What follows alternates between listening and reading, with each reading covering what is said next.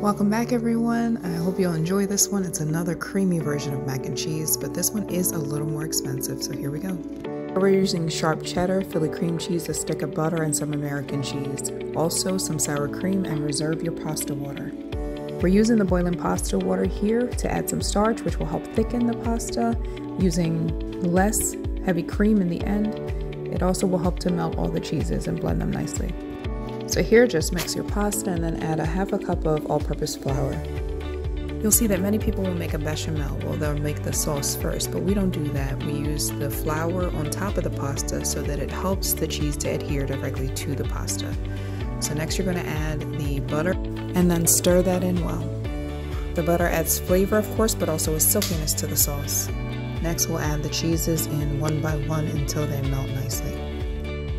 I love cheese, so the next part is pretty satisfying. Watching it melt is pretty cool. But if you don't, this would be a good time to just fast forward a little bit until we get to the next part.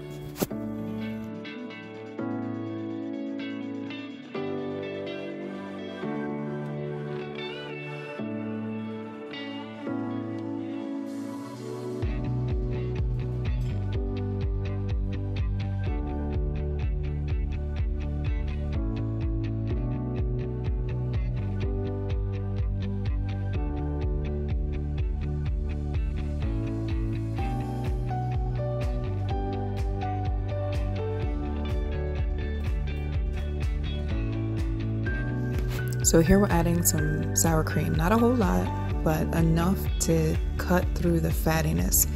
The sour adds a little bit of acid, which brings a really nice balance to the mac and cheese.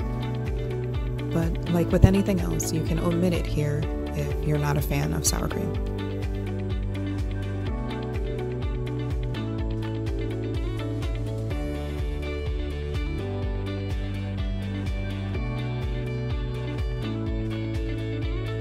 Now, as you can see, it's pretty thick, so that's why we're adding some cream. So you can either use milk, light cream, or heavy cream, depending on how thick and creamy you'd like your mac and cheese to be.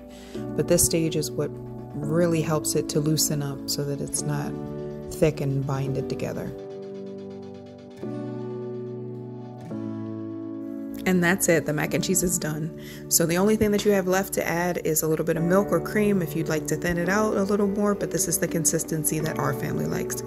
Lastly, you would add some seasonings such as salt, pepper, garlic, a little bit of red pepper flakes, and some paprika. But add whatever you like. As you'll see in the end, you'll get the idea of what we put in. So we hope you really enjoy this with your family. Please don't forget to like and subscribe if you enjoyed the video. Have a wonderful day. Best wishes to you and your family. Bye.